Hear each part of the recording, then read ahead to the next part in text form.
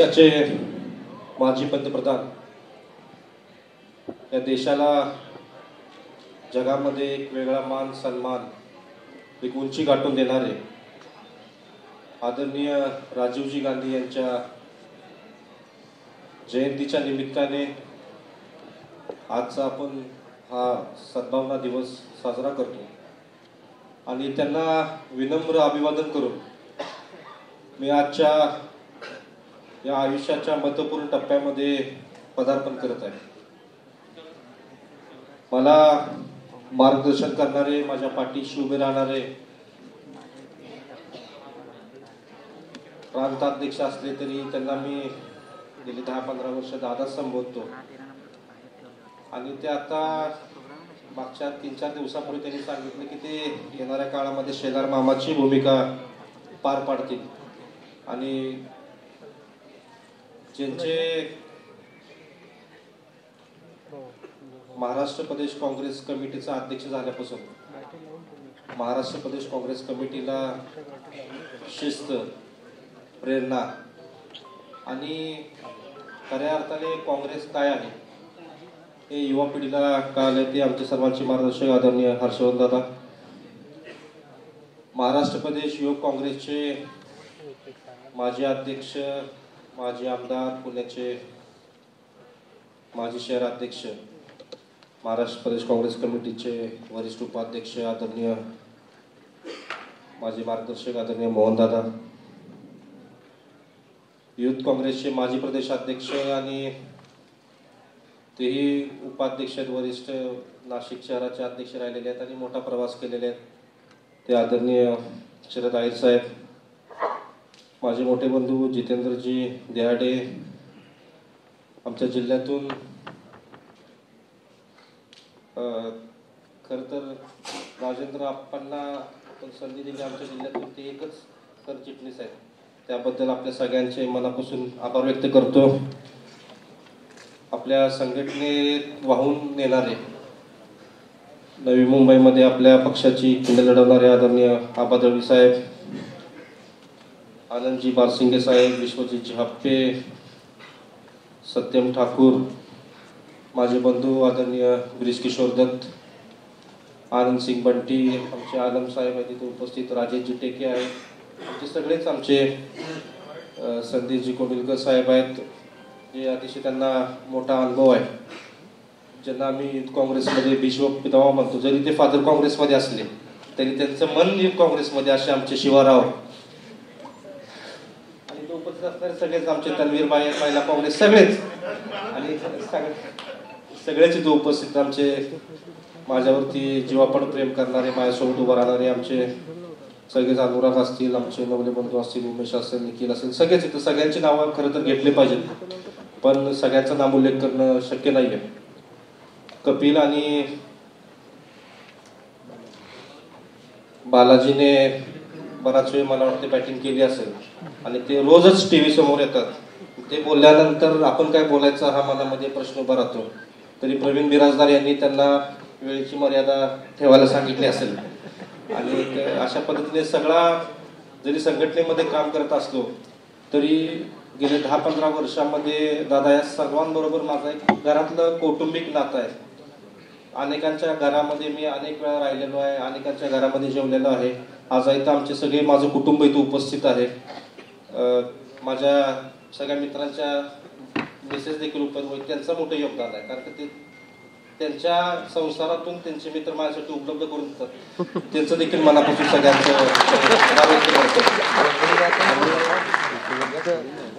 खरं तर आजचा महत्त्वाचा दिवस आहे.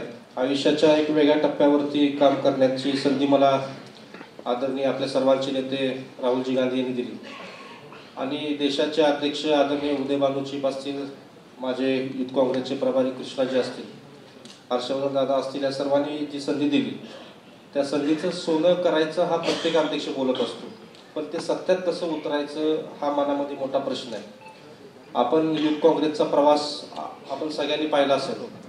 शरद पवारांपासून ते शरद आहिर साहेबांपर्यंत, शरद आहिर साहेबांपासून विश्वजित कदम साहेबांपर्यंत आणि कुणाल राऊतांपर्यंत अनेक, उल्हासदादा असतील, मोहनदादा असतील, आमचे सुनील देशमुख साहेब असतील, माणिकराव भाऊ असतील, अविनाश पांडे असतील, विलासजी मुत्तेमवार असतील, दिग्विजय खानविलकर असतील, अशा असंख्य नेत्यांनी महाराष्ट्राच्या युथ काँग्रेसला दिशा दिली, या राज्याला दिशा देण्याचं काम केलं. आणि ह्या महत्त्वपूर्ण पदावरती अनेक ज्यांनी राज्याला देशाला दिशा दिली त्या पदावरती काम करण्याची संधी मला दिली. आणि संधी दिल्यानंतर माझ्या मनामध्ये प्रश्न पडला की आता प्रचंड मोठं आव्हानात्मक परिस्थितीमध्ये काम करण्याची संधी पक्षाने मला दिलेली आहे. माझ्यावरती जो विश्वास ठेवलेला आहे, आपला एक मिनिटही वाया जाता कामा नाही, आपला एक क्षण देखील वाया जाता कामा नाही. आपण सातत्याने युथ काँग्रेसचं ताकदीने काम केलं पाहिजे, ही भूमिका माझ्या मनामध्ये आहे. आणि आपल्या सगळ्यांचं मी तर सांगतो की पदग्रहण पदभार स्वीकारायचा, हे दादांचा मला फोन आला की तू पटकन पदभार स्वीकार आणि कामाला लाग. मी दादांना म्हटलं की थोडा वेळ द्या मला, आता मी झालं, मी अध्यक्ष झाल्यानंतर दुसऱ्याच दिवशी मी नागपूरला होतो, गडचिरोलीला होतो, परत रायगडात नाही, सगळीकडे फिर आपला वेळ वाया गेला नाही पाहिजे, आपण कामाला लागलं पहिली माझी भूमिका होती. तारखा मागं पुढे होत होत्या, पण दादांना म्हणले 3 तारखेमध्ये आपण करूया. तर दादा म्हणले की दादांचा आग्रह होता की सद्भावना दिवशी हा कार्यक्रम केला पाहिजे. हा माझा पदग्रहण सोहळा सर्वजण म्हणतात, सर्वांनी तशी ॲडव्हर्टाइजमेंट ब्रँडिंग केली, पण आज खऱ्या अर्थानं राजीवजींना अभिवादन करून आपण सगळ्यांनी एक मोठी लढाई लढण्यासाठी आजची प्रेरणा घेऊन आपण ह्या कार्यक्रमाला सुरुवात करूया. 2 दिवस मुंबईमध्ये प्रचंड मोठा पाऊस होता आणि जवळपास दादांना मागं सांगत होतं की दादा मी मोजत होतो सकाळी तुमच्याकडे येताना जवळपास 200-250 लोकांचे PNRचे स्क्रीनशॉट्स मला सर्वांनी पाठवले, कारण का परत शोकॉस नोटीसची काय भानगड नको म्हणून अनेक लोकांनी पाठवण्याचं काम केलं. अनेक वरिष्ठ नेत्यांनी देखील पाठवलं. आदरणीय थोरात साहेब येणार होते, आदरणीय केदार साहेब होते, त्यांचे देखील टेक्निकल एअरपोर्ट काल पूर्ण एअरपोर्टवरती पाणी असल्यामुळे त्यांची फ्लाईट येऊ शकली नाही. अनेक लोकांनी पाठवले आणि खऱ्या अर्थानं कुठे गाजावाजा न करता अतिशय लिमिटेड जे आपले युथ काँग्रेसचे पदाधिकारी आहेत यांच्यासोबत हा आपण नवीन पर्वाला सुरुवात करायची अशी माझी इच्छा होती. आणि आपण सर्वजण, अतिशय पाऊस होता, मुंबईमध्ये रेड अलर्ट होता, त्यातून सुद्धा आपण वेळ काढून काल काही लोक पोहोचली, सकाळी पोहोचली, अनेक लोकांच्या ट्रेन तिथंच थांबल्या पण ते येऊ शकले नाहीत. पण येण्याची इच्छा सगळ्यांचीच होती.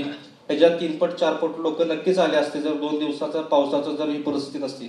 काल माझ्या मनामध्ये आलं की आपण हा कार्यक्रम रद्द करून आपण कदाचित पुढच्या आठवड्यामध्ये करूया, पण आज सद्भावना दिवस होता आणि वाटेल ते झालं तरी चालेल, हा कार्यक्रम करायचा. नंतर मी निर्णय घेतला.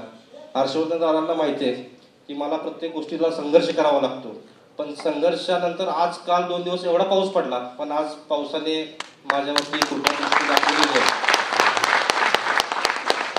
मी आपल्या सगळ्यांसमोर उल्लेख केला की महाराष्ट्र प्रदेश युथ काँग्रेसचं अध्यक्षपद अनेक लोकांनी भूषवलेलं आहे आणि भूषवत असताना त्यांनी राज्याला आणि आपल्या देशाला दिशा देण्याचं काम केलेलं आहे.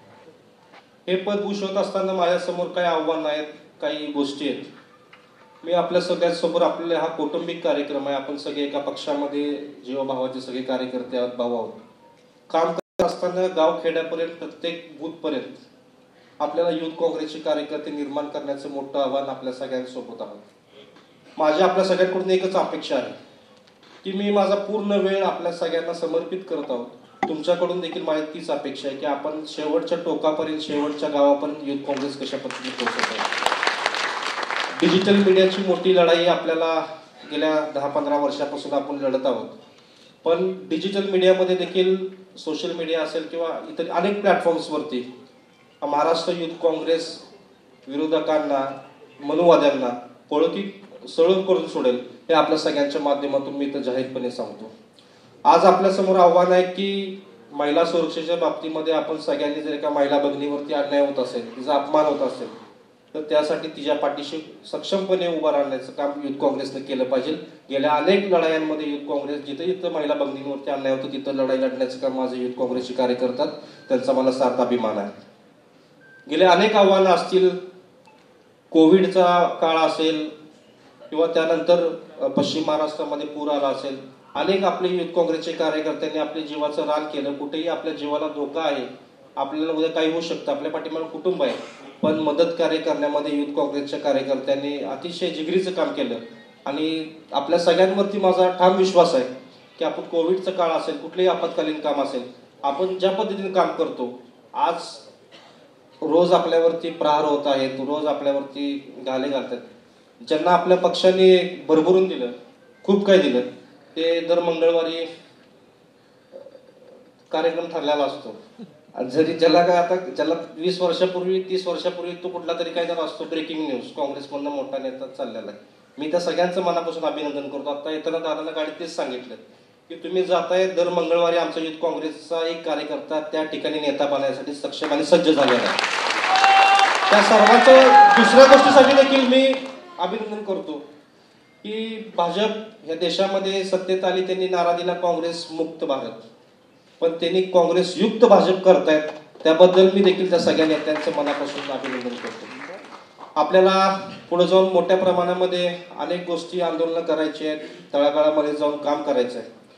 माझी आपल्या सगळ्यांकडून एकच अपेक्षा आहे की युथ काँग्रेस आता थांबायचं नाही. हे मुद्दामून एक मी टॅगलाईन आपल्या सगळ्यांना देतो. शिवराज मोरे प्रदेशाध्यक्ष, उद्या एखादी घटना नागपूरला घडली, गडचिरोलीला घडली, खाली आमच्या कोकणामध्ये बांद्याला घडली, चिपळूणला रत्नागिरीला घडली, माझं पत्राची वाट बघायची कारण नाहीये. जिथं जिथं अन्याय होतोय, जिथं जिथं आक्रमण होतात, तर सगळ्यांना हाणून पाडायचं काम आपण सर्वांनी केलं पाहिजे. येणाऱ्या काळामध्ये ही सगळ्यांना आपल्या माझ्या मनापासून अपेक्षा आहे. आपल्या सर्वांचे नेते आदरणीय राहुलजी गांधी बिहारमध्ये 16 दिवसांची पदयात्रा करत आहेत. बिहारमध्ये पदयात्रा करत असताना वोट चोरीचा प्रकरण आपल्याला निवडणूक झाल्यानंतर आपण सर्व जागे झालो. पण माझ्या युथ काँग्रेसच्या कार्यकर्त्यांना हे मी सगळ्यांसमोर एक दिलगिरी व्यक्त करतो की हे सगळ्यांचं काम इलेक्शनच्या आधी हाणून पाडायचं काम आपण सर्वांनी करायला पाहिजे होतं. ही वेळच आपल्यावरती आली नसती. पण येणाऱ्या काळामध्ये जिथं जिथं वोट चोरीचे प्रकरण होतात, जिथं जिथं अनेक या सगळ्या बूथ कॅप्चरिंगच्या गोष्टी होतात, माझा युथ काँग्रेसचा कार्यकर्ता महाराष्ट्रामध्ये ही लढाई लढण्यासाठी सक्षम आहे. आणि आपल्या सगळ्यांकडून एकच अपेक्षा आहे की गेल्यानंतर मी दादा यांना सगळ्यांना कार्यक्रम देणार आहे की बूथ रोज मीटिंग करता एक बूथचं वाचन, यादी वाचन आपण सगळ्यांनी केलं पाहिजे. आपण बूथवरती सक्षम झालो, बूथवरची लढाई जिंकलो, तर आपल्या दिल्लीची लढाई देखील दूर नाहीये. पहिल्यांदा आपण आपला बूथ जिंकला पाहिजे, दिल्ली दूर नाहीये. मी आपल्या सगळ्यांच्या माध्यमातून सांगू इच्छितो. आज वेगळ्या माध्यमांच्या माध्यमातून आपल्या नेत्यांवरती आपल्या मतदारसंघांमध्ये वेगळ्या टेक्निकच्या माध्यमातून प्रहार करण्याचं काम होत आहे. काल परवाच एक बामटा आपले आदरणीय नेते बाळासाहेब थोरात साहेबांबद्दल वक्तव्य केलं. मला एकच सांगायचं आहे की आम्ही हर्षवर्धन दादांच्या नेतृत्वामध्ये काम करतोय. आम्हाला मर्यादा आहेत. आम्ही महात्मा गांधींच्या पक्षामध्ये काम करतो. पण अशी भाषा करणाऱ्यांना देखील उत्तर देण्याची सक्षम ताकद आमच्या युथ काँग्रेसच्या कार्यकर्त्यांमध्ये. दादा, मी आज वारकरी कुटुंबातून येतो. माझ्या घरामध्ये एक वारकरी कुटुंबाची परंपरा आहे. वारकरी संप्रदाय कधी कोणाला मारायची, कोथा फाडायची किंवा कोणाला काय करायची भाषा कधी शिकवलेली नाहीये. पण ह्यामधून एक फॉल्स प्रोपगंडा कसा समाजामध्ये पेरला जातोय हा आपण सगळ्यांनी पाहण्याचं काम आहे. वारकऱ्यांच्या वेशामध्ये काही मारेकरी, काही धारकरी काम करतायत आणि ह्याबद्दल कोणाला मला हिंदवायचं नाही किंवा कोणाला मला बोलायचं नाहीये. पण ह्या सगळ्यांचा अजेंडा आपण हाणून पाडायचं काम येणाऱ्या काळामध्ये केलं पाहिजे, अशी अपेक्षा आपल्या सगळ्यांकडून मी व्यक्त करतो. आज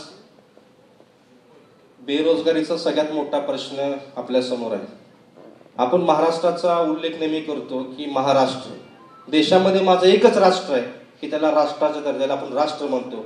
बाकी सगळ्यांना प्रदेश म्हणतो, कोणाला काही म्हणतो, पण महाराष्ट्राला आपण महाराष्ट्र म्हणतो. कारण का महाराष्ट्र हे आपलं महान राष्ट्र आहे. या राज्यानं देशाच्या वाटचालीमध्ये मोलाचा वाटा उचललेला आहे. महाराष्ट्राचं देखील अपमान अवमान करायचं काम ही मंडळी करतात. महाराष्ट्रातील महापुरुषांचा अपमान करायचं ही मंडळी काम करतात. आणि असा प्रश्न येतो की महाराष्ट्र कोणाचा, आणि असा महाराष्ट्र कोणाचा हा वाद मुंबईची निवडणूक डोळ्यापुढे ठेवून पेटवण्याचं काम ही मंडळी करतात. पण मला आपल्या सगळ्यांसमोर त्यांना सांगायचं आहे की महाराष्ट्र हा छत्रपती शिवाजी महाराजांचा महाराष्ट्र आहे. महाराष्ट्र हा शाहू फुले आंबेडकरांचा महाराष्ट्र आहे. समाजाला दिशा देणाऱ्या साधू संतांचा महाराष्ट्र आहे. समाज सुधारकांचा महाराष्ट्र आहे. आणि या महाराष्ट्राची जर आपण आपली पोळी भाजण्यासाठी जर महाराष्ट्राची बदनामी करत असाल, महाराष्ट्राला पिछेहाट करत असाल, तर आम्ही शांत बसणार नाही. आज बेरोजगारीचा मोठा मुद्दा आपल्या सगळ्यांसमोर येऊन टेपलेला आहे. अनेक प्रकल्प महाराष्ट्रामध्ये आले होते, येत होते, पण गुजरातची निवडणूक डोळ्यासमोर ठेवून अनेक प्रकल्प महाराष्ट्रातून गुजरातला हलवण्याचं काम या मंडळीने गेल्या अनेक वर्षांमध्ये केलेलं आहे. इथं BKCला इंटरनॅशनल ट्रेड सेंटर होणार होतं, तिथं जवळपास 1.5 ते 2.25 लाख कोटीची इन्व्हेस्टमेंट येणार होती. लाखो आपल्या युवकांना प्रत्यक्ष आपल्याला रोजगार मिळाला असता. पण गुजरातची निवडणूक डोळ्यासमोर ठेवून तो प्रकल्प गुजरातला आणण्याचं काम केलं. अशाच पद्धतीनं आपल्या तळेगाव MIDC मध्ये वेदांत किंवा फॉस्कॉन नावाची कंपनी येणार होती. तिथे देखील लाखो आपल्या युवकांना बेरोजगारांना हाताला काम मिळणार होतं, पण तो देखील गुजरातला पळवण्याचं काम केलं. कोकणामध्ये आमच्या पानबोडीचा प्रकल्प असेल, पालघरचा आमचा मरीन अकॅडमीचा प्रकल्प असेल, मुंबईतला हिरा व्यापार असेल, हे सगळं गुजरातला पळवण्याचं काम केलं. गुजरात आमच्या देशाचा भाग आहे. गुजरातला तुम्ही नेलं, गुजरातची प्रगती केली, याबद्दल आम्हाला वाईट वाटायचं काम नाही. पण आमच्या महाराष्ट्रातील युवकांच्या हाताचा पोटाचा रोजगार तुम्ही जर दुसऱ्यांना देत असाल फक्त निवडणुकीसाठी, तर देखील आम्ही युथ काँग्रेस म्हणून आम्ही शांत बसणार नाही. ही लढाई अतिशय सक्षमपणे लढण्यासाठी आम्ही सक्षम आहोत, हे आपल्या बाजूने मला सांगायचं आहे. आज सरकारने जे काम करायला पाहिजे होतं ते देश पातळीवर युथ काँग्रेसच्या माध्यमातून नोकरी देण्याचं काम, अनेक रोजगार मेळावे घेऊन करण्याचं काम आज युथ काँग्रेस करत आहे. माझ्या अध्यक्ष आदरणीय उदयभानू चिप यांच्या नेतृत्वाखाली काम करत असताना आणि महाराष्ट्रामध्ये आदरणीय हर्षवर्धन दादांच्या नेतृत्वामध्ये काम करत असताना मी हर्षवर्धन दादांसमोर एक ग्वाही देतो दादा, की ह्या पदावरती काम करत असताना या पदाला कुठेही गालबोट लागणार नाही, या पदाची गनिमा कुठं खाली जाणार नाही, याचा भान मला नेहमीच राहील आणि ह्या पदाची उंची वाढवण्याचं काम मी नक्कीच करेन. शिवराज मोरे हा व्यक्ती शून्य आहे, मला जी किंमत आहे, तुम्ही सगळेजण महाराष्ट्राच्या कानाकोपऱ्यातून आला. आता उल्लेख केला की चांद्यापासून बांद्यापर्यंत आणि रत्नागिरीपासून ते पार आमच्या चंद्रपूरपर्यंत अनेक प्रत्येक जिल्ह्यातून प्रत्येक तालुक्यातून कमीत एक तरी कार्यकर्ता एवढ्या पावसात अनेक आव्हानं सामोरे ठेवून आपण उपस्थित राहिला.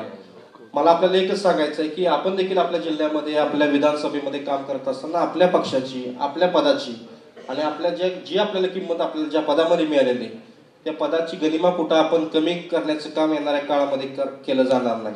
आज इथं आपण सगळे निवडणुकीच्या माध्यमातून निवडून आलेलो आहोत, पण निवडणुकीच्या माध्यमातून निवडून आल्यानंतर गट तटाचं आपल्यामध्ये थोडंसं कॉम्पिटिशनचं वातावरण असतं. पण मला एक सांगायचं की माझा क्रायटेरिया एकच आहे, जो काम करेल त्याला संधी देण्याचं काम मी नक्कीच येणाऱ्या काळामध्ये केलं जाईल. तिथं आमचे मित्र देखील उपस्थित आहेत. मला आठवतंय की NSY ची पहिली निवडणूक लढवत होतो तेव्हा दिनेश निकाते, मी, त्यातले अनेक लोक वेगळ्या वेगळ्या पक्षांमध्ये गेले, पण आम्ही एकत्रित लढवत असताना मी प्रदेशाध्यक्ष झालो, ते सरचिटणीस झाले, पण मी मनामध्ये कधी भेदभाव ठेवला नाही. आज माझ्या सक्का भाऊ जे माझ्यासाठी करतो ते अशा असंख्य लोक करतात, त्यामध्ये दिनेश निकाते देखील करतात. आणि मी जेव्हा प्रदेशाध्यक्ष झालो सगळ्यात जास्त आनंद ह्या मंडळीने देखील झाला. तर युथ काँग्रेसमध्ये आपल्या निवडणुकीच्या माध्यमातून जे काही मतभेद झाले असतील, जे अनेक गोष्टी भविष्यकाळात घडल्या असतील, ते पाठीमागं ठेवून आपल्याला विरोधकांना कसं हरवायचं यासाठी येणाऱ्या काळामध्ये काम केलं पाहिजे. 1-1.5 महिन्यापूर्वी राहुलजींची जुजुत्सू खेळण्याच्या निमित्ताने माझी भेट झाली आणि जवळपास 4-4.5 तास आमच्या सगळ्यांचं इंटरॅक्शन चाललं होतं. तर हे सगळे इंटरॅक्शन चालू असताना राहुलजींना मी विचारलं की राहुलजी, आपण भाजपला कसं हरवायचं? म्हणजे भाजप हा शिवराज आपला विरोधकच नाहीये, आपल्याला त्या लोकांना हरवायचं आहे की ज्या लोकांची मानसिकता आहे की या देशाला गुलाम करून ठेवलं पाहिजे आणि गेल्या 5000 वर्षापासून ते कुठल्या ना कुठल्या माध्यमातून या देशाच्या नागरिकांना गुलाम करू इच्छित आहेत. एकदा ती मानसिकता हरली की भाजप औषधा देखील शिल्लक राहत नाही. हे शब्द माझे नेते आदरणीय राहुल गांधी होते. तर आपल्याला काम करत असताना हर्षवर्धन दादा आहेत, मोहन दादा आहेत, अनेक सगळी मंडळी आहेत. काम करत असताना या सगळ्यांचा आपल्याला पाठिंबा आहे. प्रदेश काँग्रेस कमिटीचे कार्यालय हे सगळ्यांसाठी खुलं आहे. तिथं कोणालाही भेटताना वशिल्याची किंवा चिठ्ठीची गरज नाहीये. असे प्रांताध्यक्ष आपल्याला मिळालेले आहेत. तर माझा एक स्वार्थ आपल्या सगळ्यांना सांगतो की अशा प्रांताध्यक्षांचा आपण सर्वांनी पुरेपूर फायदा करून घेतला पाहिजे. थोडं स्वार्थी आपण सगळ्यांनी झालं पाहिजे असं आपल्या सगळ्यांना मी जाहीर मंचावरून सांगतो. येणाऱ्या काळामध्ये स्थानिक स्वराज्य संस्थेच्या निवडणुका आहेत आणि त्या निवडणुकीमध्ये सामोरे जात असताना अनेक लोकांची इच्छा आहे की मला स्थानिक स्वराज्य संस्थेच्या निवडणुकीमध्ये संधी मिळाली पाहिजे. आज अध्यक्षच आपल्या युथ काँग्रेसमधून आलेले आहेत. संघटनेची त्यांना कदर आहे, संघटनेची त्यांना जाणीव आहे. योग्य त्या ठिकाणी योग्य त्या व्यक्तीला न्याय देण्याचं काम हर्षवर्धनदादा करत आले, येणाऱ्या काळामध्ये देखील करतील. पण त्या स्थानिक स्वराज्याच्या संस्थेच्या इमारतीवरती काँग्रेसचा झेंडा कसा फडकवला जाईल यासाठी आपण अहोरात्र काम केलं पाहिजे.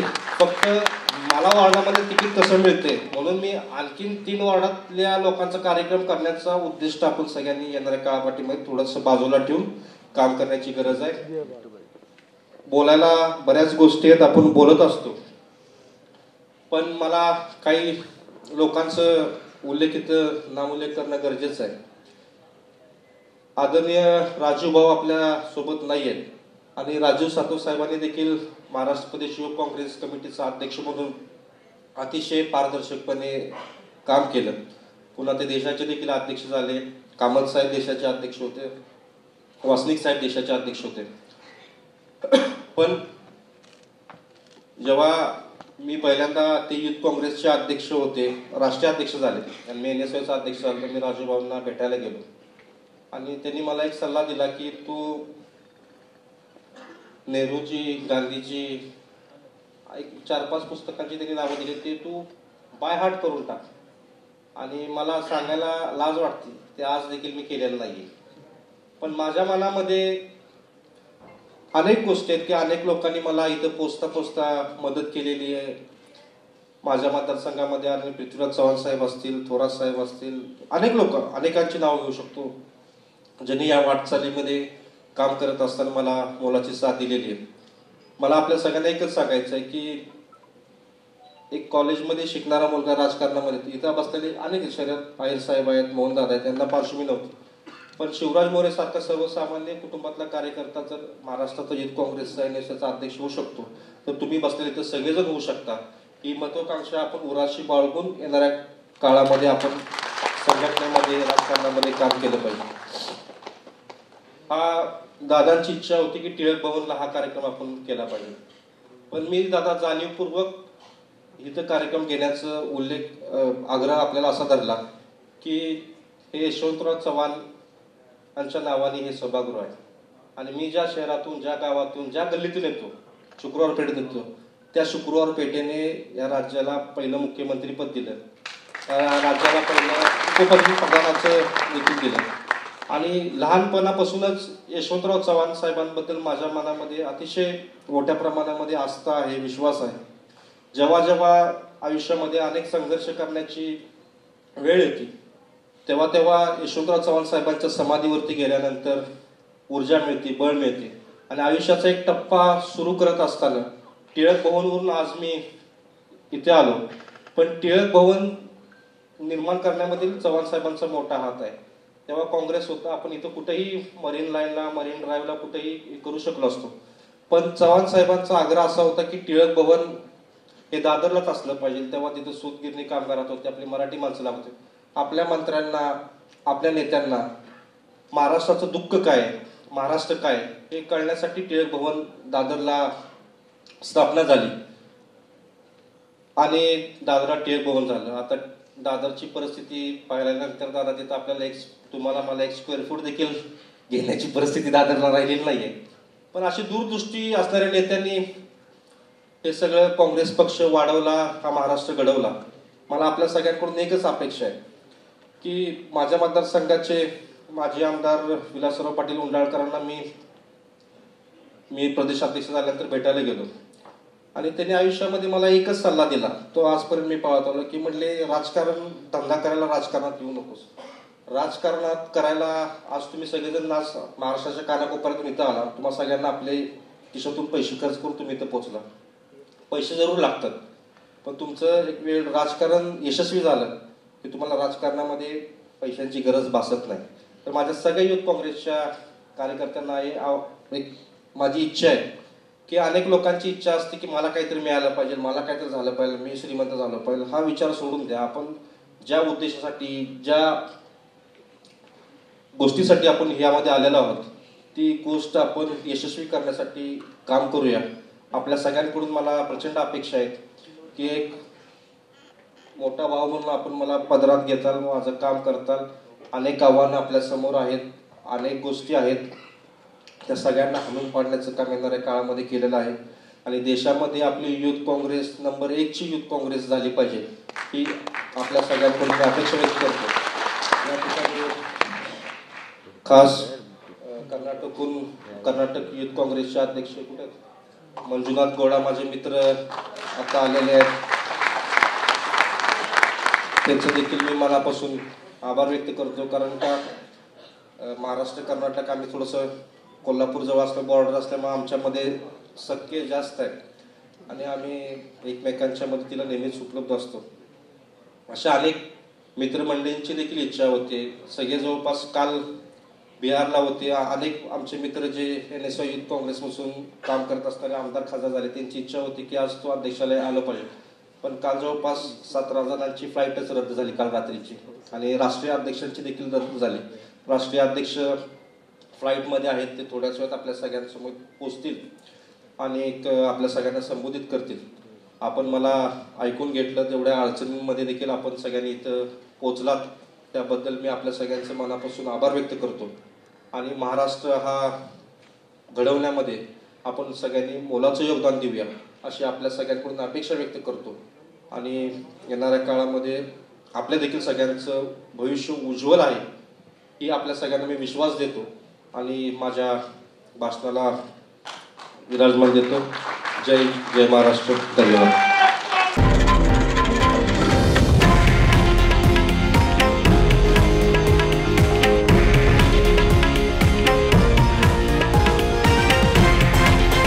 हे आहे देशातील नंबर 1 न्यूज नेटवर्क आणि आपण पाहत आहात TV9 मराठी, एकमेव.